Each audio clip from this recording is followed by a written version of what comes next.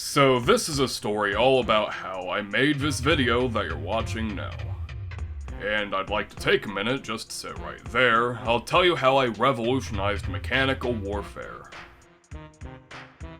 Contractually. So about a month and a half ago, I picked up Mechabellum. I then fell in love with Mechabellum pretty much instantly, as you're going to hear extensively throughout the entire video. So I started to interrogate a few friends about the game and demanded that they play it with me. And in the middle of taking this interrogation straight to my super secret Discord, my good friend Grant messaged me saying, "Hey, would you like to play some Mechabellum and make a video out of her antics?" In which I immediately responded with a "Dude, what the hell is your timing?" followed by a "Absolutely, yeah." So a little bit of time passed, but eventually we got on call together, he started recording, and not even 30 seconds into the video, I busted out this incredible gambit. Hello my friends, today we are going to be playing a little bit of Mechabellum. You may have noticed that a bunch of people were doing sponsored videos about this game like a month ago. This is not one of those, but I didn't want to do one because I like looking at things from my own perspective and not having the biases. But I am joined here with Davey Gunface, who is a little bit more experienced in this game than I am. Hello, Davey. For full context, Mechabellum, if you want to sponsor me, I need to recuperate my losses from buying terrible skins. You can't call their skins terrible and then expect them to give money. You have to say they're beautiful skins.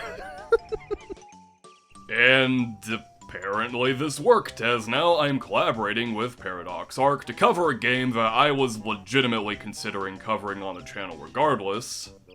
Raid Shadow Mechabellum. And I want to be totally clear here, I'm going to be hyping up the game a lot, but everything I'm going to say in this video is coming from a legitimate place.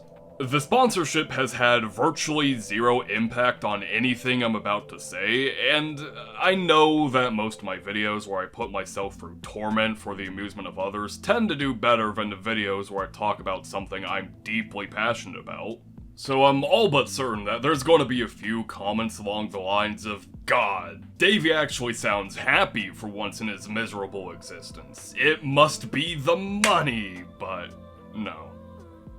In fact, once the payment is submitted, I'm going to be sending over $1,500 dues over to Doctors Without Borders for the opportunity.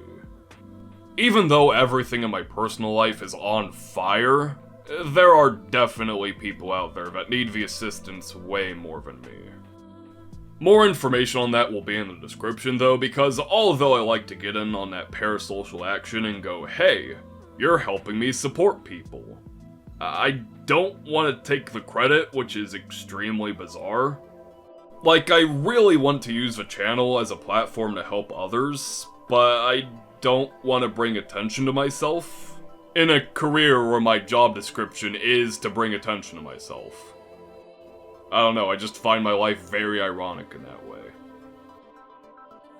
Anyways, this video is going to function as a brief review / rundown of the game, its various systems, and why I love it so much. Traditionally, my channel is known for much longer retrospective content, but for reasons I'll get into later, all stemming from the fact that this is a game actively in development, I think a review is a much better fit for us. Anyways, before getting into any of that relevant nonsense though, I wanted to cover a little bit of my experience with the RTS and auto-battler genres. Look, I'm sorry, Mechabellum team, I love you, but you can't expect me to talk about something passionately without having 18 different tangents before getting to an actual point.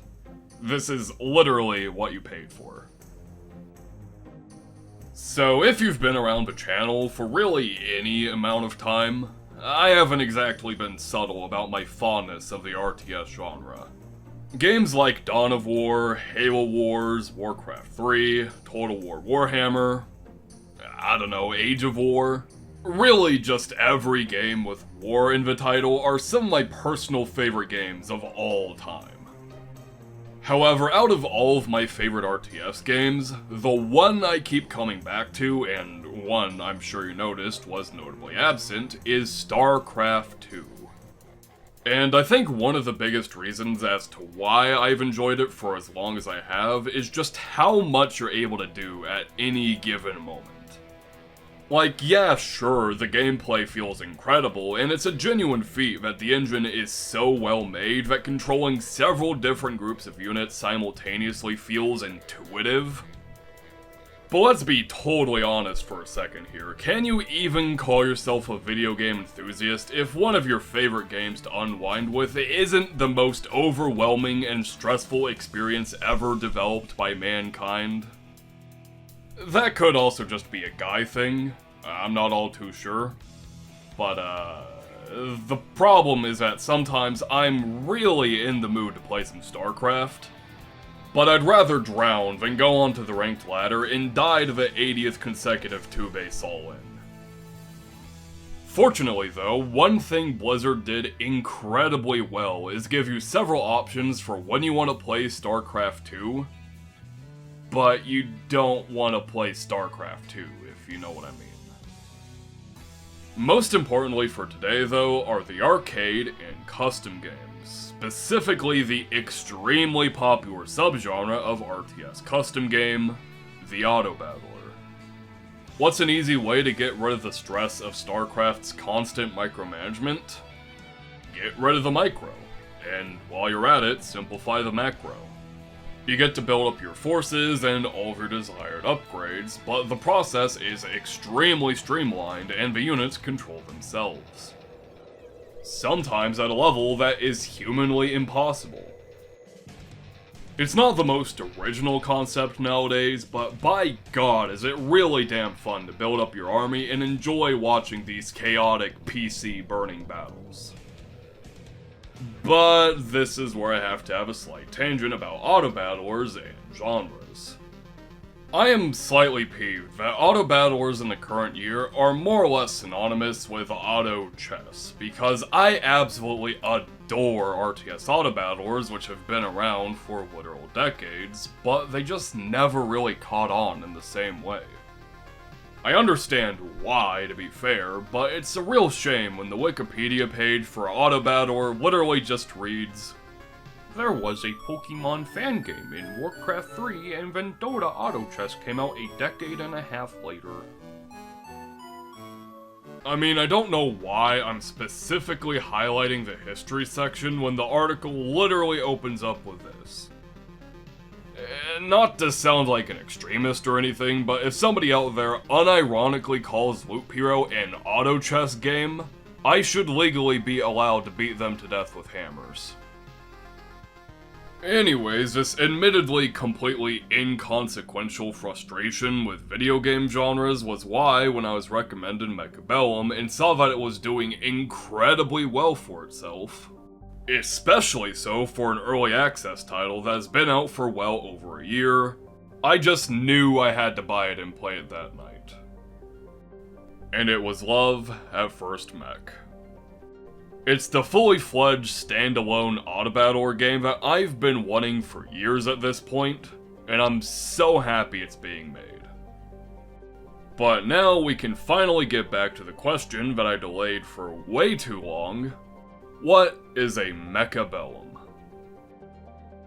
Well, Mechabellum is an autobattler where you place down or upgrade various mechs during a deployment phase and watch them charge in a glorious battle against enemy mechs during a real-time combat phase.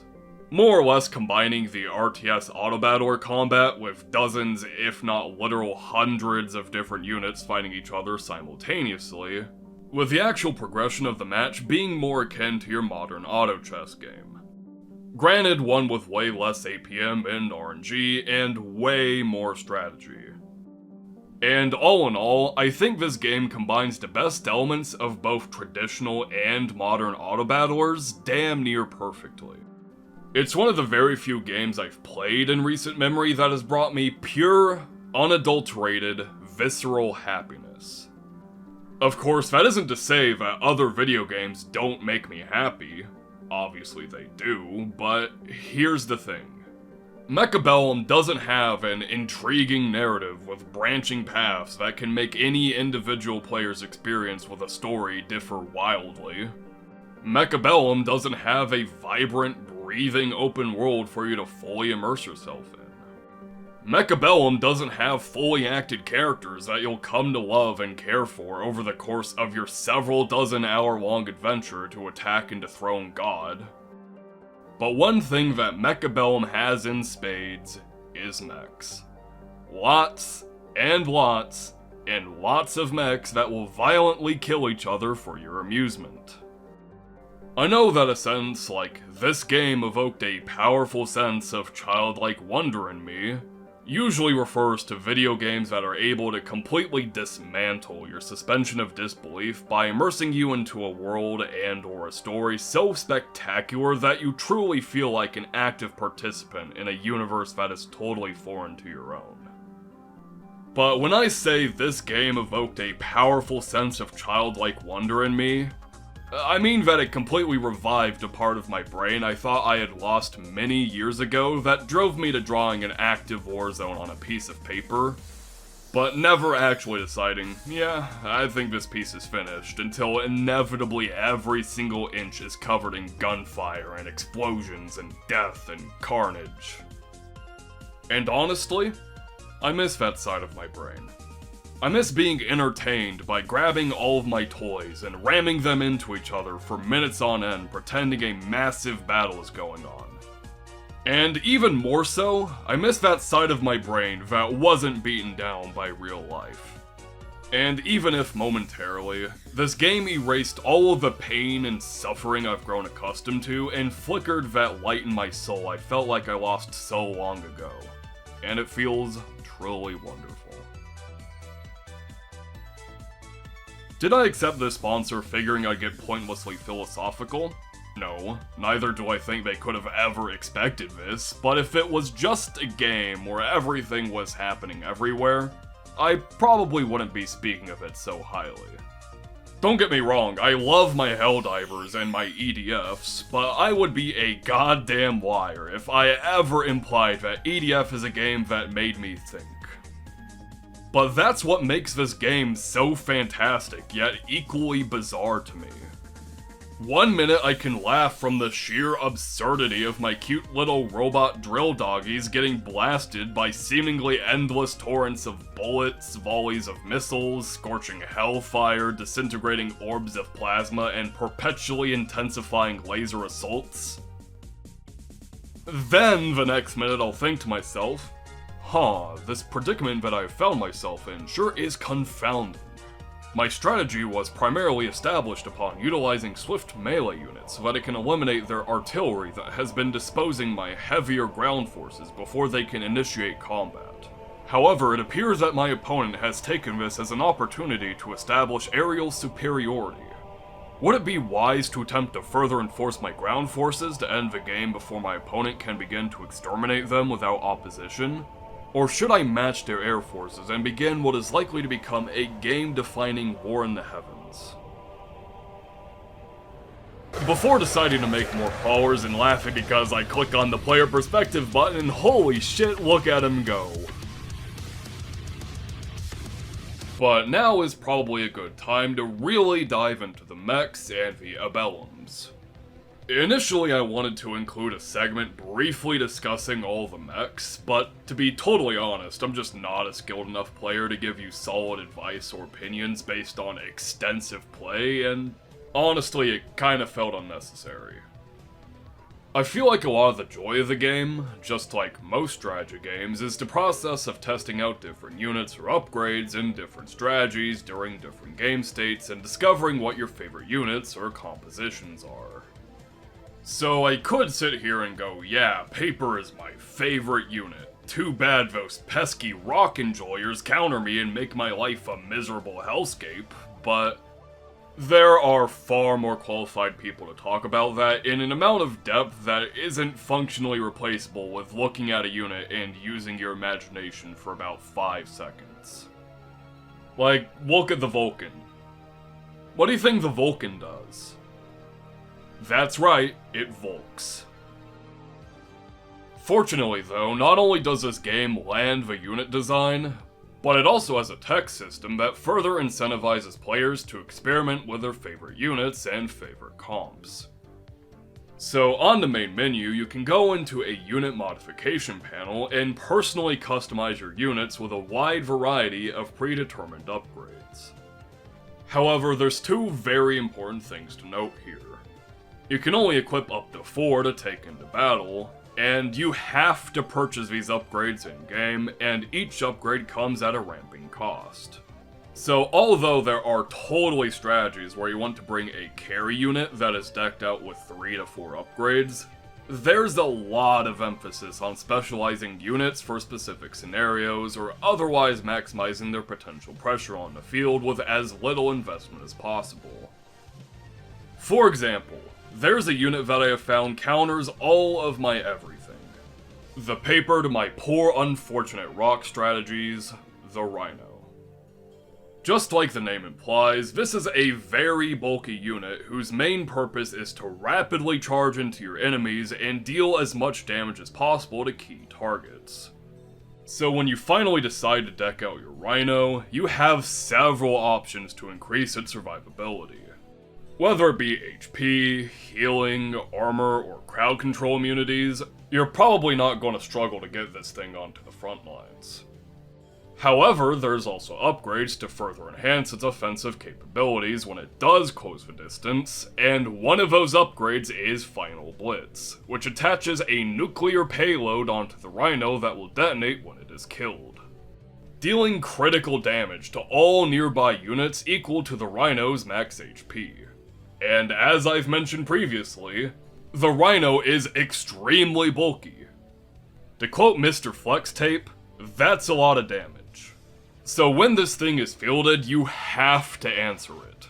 You simply cannot ignore it, because if it gets into melee and starts whacking your dudes, it is either going to outright kill them, or at the very least severely damage them. Of course, I'm a big fan of swarmy tactics, and since I used to be very offensive in my unit placements, Rhinos would literally just end my games outright. Like, I could get a counter for them, but the problem is that it doesn't matter how fast I kill them, if killing them blows up all of my stuff. My terrible positioning enabled this popular strategy to completely steamroll me, and all you needed to exploit that weakness and wreak havoc was to obtain a relatively inexpensive unit and purchase one upgrade for it. Yeah, I put a lot more thought into my positioning now. Thanks for teaching me a valuable lesson and instilling a deep sense of dread in me, Rhino. I appreciate you like a drunken father.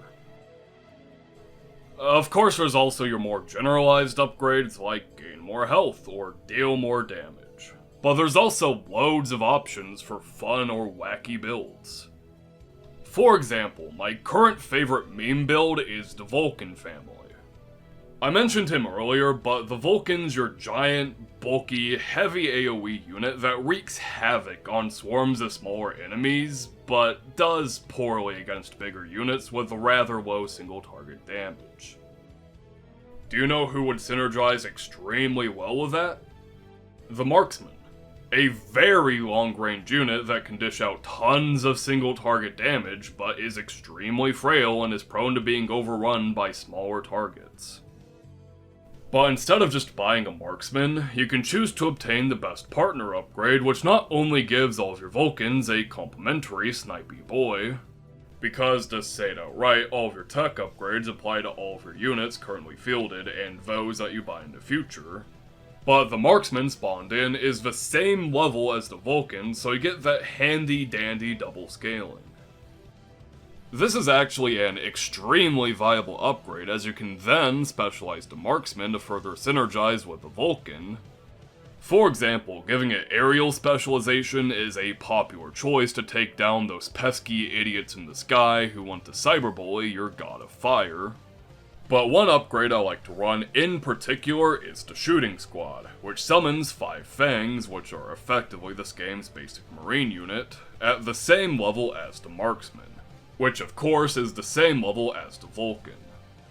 And of course you can then further buff the Fangs by purchasing upgrades for them, and all in all, with the purchase of any Vulcan, you also get a happy little family that all synergize with each other fairly well, and getting that 3-in-1 unit scaling is really goddamn fun.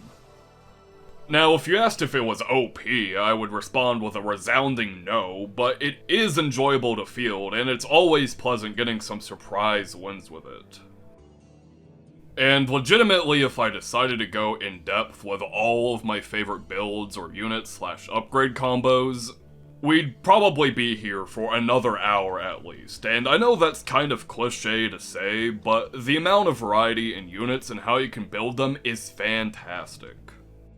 And don't get me wrong, customizing your units isn't exactly a novel or unique concept for RTS games, but I find that it's one that is often thrown away in favor of attempting to make the game as balanced as possible, which is legitimately a shame. Especially when it so frequently comes at the trade-off of unique or interesting unit identity. I mean, I could go on an entire tangent about how and why I think developing a game with esports and balance being primary concerns before it's even released is a self-destructive move that has virtually never worked out historically. But that's an entirely different topic, so all I'm going to say is that I'm really glad to see that Mechabellum is making the correct call in prioritizing fun and incentivizing curiosity. And this all isn't to say that the game isn't tactical or lacks enough depth to have an esports scene. Like, there's already dedicated tournaments and high-end players, and even channels showcasing the high-end games that the high-end players play, which is always an incredible sign. It just happens to be especially incredible when it's a game that brings you shit like this. I mean, come on, you don't need to have the terrible RTS equivalent of every animal evolving into a crab, in this case evolving every unit into a different guy with gun, and ensuring they have a perfectly even 47 to 53% win rate when you can have Sandworm. This unit could be terrible for all I know, but I don't really care. Sandworm. And from my experience, it's evident that this has had a positive effect on the community, especially in game modes like the recently added 4-player FFA that you can't even queue into without this warning popping up. Or I can say without a shadow of a doubt that there are already compositions that are just grossly overpowered in this format.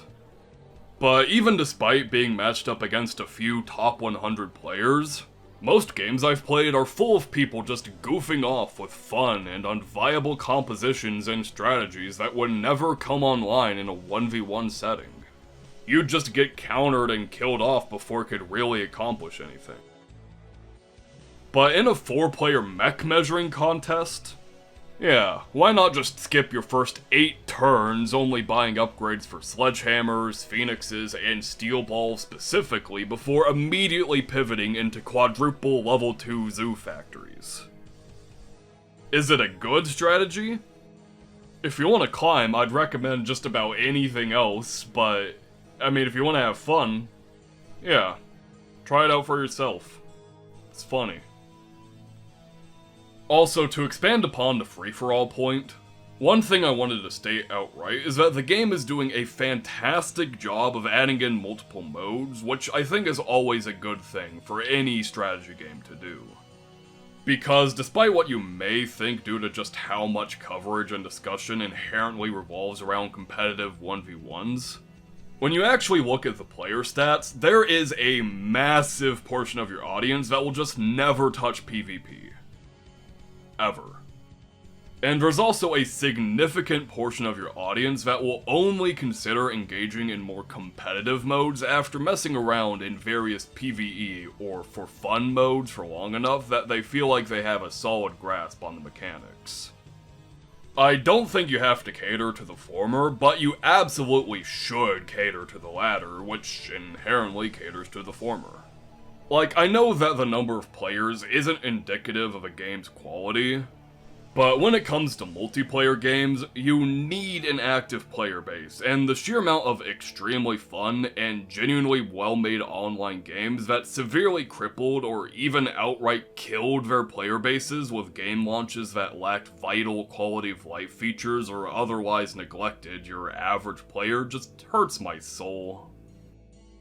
Which makes me very thankful to say that the game is doing a great job at avoiding that cruel fate. I mean, of course there's your more casual and fun PvP modes, but there's also your standard player versus AI mode, a community challenge mode, and an extremely enjoyable survival mode that you can also take on with a friend. And I can say this with a fair amount of confidence, if it wasn't for survival easing me into the game and its mechanics, I probably wouldn't be discussing it here. I'd honestly recommend Mechabellum for survival mode alone. Granted, it's a recommendation that comes with the addendum that it's still being developed and there is a distinct possibility you might enjoy it more during a future patch or update. Like, as of right now, you have to play on set difficulties and there isn't a way to fully customize your PvE experience, which can lead to some frustrating friction as a player. But it's something that's expected to be expanded upon way more over time, and to be honest, that's kind of a given for anything early access. However, that recommendation still stands, and it's coincidentally way easier to stand by that when there's several other extremely enjoyable modes lumped into that package. Like, I haven't stated this outright, but the game is only 15 United States American fun bucks, frequently on sale for 9. For everything you're getting, yeah, I'd say it's a pretty good deal. Also, I can't say anything here for certain, as shockingly, I don't have insider info on the development team and their internal roadmaps, but I'm going to guess that this game will have way more fun and casual game modes in the future, as most RTSs and autobattlers especially are seasonal in nature, which provides lots of opportunities to embrace change and experimentation. And if that's in the cards, I can totally see myself playing this game for years to come. Granted, I'm fairly certain that's a given even without the condition, but the thing with seasonal games is that it's very common to hop between several games during off-seasons or periods of downtime. And I can already see this game being a prime consideration for whenever I'm looking for a comfy yet, chaotic game to boot up while editing or watching a movie or generally just unwinding for the night. Can you tell that I like this game? Because I do. So, yeah. I think that's kind of it. I mean, of course there's way more systems I couldn't have went in depth with. I don't even think I mentioned the cards or the specialists, which is yet another added layer of spice found between games, but as I said, this is supposed to be more of a broad review rather than an in-depth retrospective, as the game's still actively in development and things are prone to change. So instead of inflicting massive amounts of crunch upon myself and endlessly rewriting and revamping the script to include yet another thing I figured to include that may be completely irrelevant in a few months, I'm pretty comfy with leaving things off here and having my cool little call to action. I mean, of course I have to include the typical sponsorship comments like, you can check out this game with the link down below in the description and pinned comment, but let me try to market it here. If you love strategy games, I'd recommend Mechabellum. If you love real-time strategy games, but found the micromanagement required to be too daunting to really get into, or just looking for a more casual experience, I'd recommend Mechabellum. If you love autobattlers and want yet another game to add to your library, I'd recommend Mechabellum. If you really love mechs and robots for some discernible reason, I'd also recommend Mechabellum. Really, I'm just gonna recommend Mechabellum here. Are there flaws with the game? Yeah, of course, but the development team seems to have had a fantastic track record of actually utilizing early access as it's intended to be utilized, and is fixing the game's issues and constantly adding in new stuff, and I'm really happy to see that. So again, I'd like to thank Paradox Arc so much for the opportunity to talk about a game that I fell in love with while also taking that opportunity to help others. I know this video is a bit on the shorter side for the channel, which, to be fair, isn't really saying a whole lot, but trust me, I had to practice a lot of self-restraint here. But I'm starting to echo myself a little bit, and frankly, I'm already fighting my urge to scroll up and reread the script to see if I should add in anything else, so I'm just gonna take this as an opportunity to tease my next video and thank my patrons for their continued support. So, there's been a bit of a gap between this upload and the last, and the reason why is because I'm working on a Baldur's Gate 3 video. Specifically a playthrough with Shadow Davey, which, if you don't know the Gunface lore, is a companion that always attempts to kill me. And during the development of that video, I very quickly realized why most Baldur's Gate 3 challenge runs on YouTube take the most linear A to B to C route with minimal detours. And why the few channels that do try to showcase everything separate their videos into acts. The video is probably going to be about 3.5 hours long, and trust me, it's not just artificial length. Like, the game broke on so many occasions that the extent of the depravity is just kind of comedic. For example, I swear to God I'm not making this up, a summon I used specifically to absorb incoming fire during difficult encounters somehow managed to become flagged as a player character in a desperate attempt to softlock my game and free themselves from the torment. I don't know how, and trust me, this level of absolute insanity is far from a one-off occurrence. I am legitimately excited to finally finish up the video and show the world the level of sheer chicanery I've been up to in the last few months. It is a goddamn trip. Also, before I list off the super cool YouTube members and patrons, I just wanted to say that once the Baldur's Gate 3 video is finished, I'm gonna take a week or so to really tidy up the rewards so that it's a much more smooth and appealing system. Because as of right now, I do think what's offered is totally fair, but it's all delivered in a rather unorganized and messy sense. Which, from a meta perspective, is rather fitting, but I'd still like to make the process of, supporting me and receiving parasocial satisfaction as smooth as possible. Not really out of a selfish desire, mind you, but because building up a platform off of an unstable foundation is rather suboptimal. But hey, that's the future, and this is the present.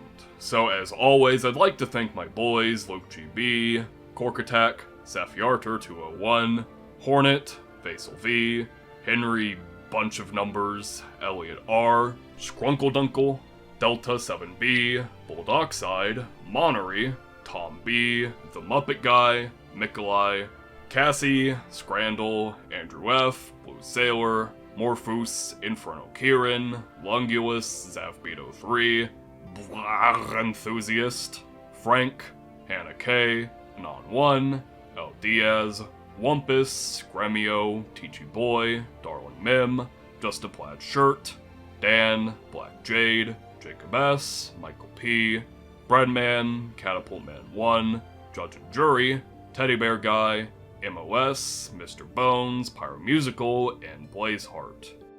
As always, your support means an immense amount, and I am immensely thankful for your patience while I attempt to cook up whatever this can even be described as. But with all that said, thank you all so much for watching, and as always, my friends, I want you to give it up for Robo Bitch.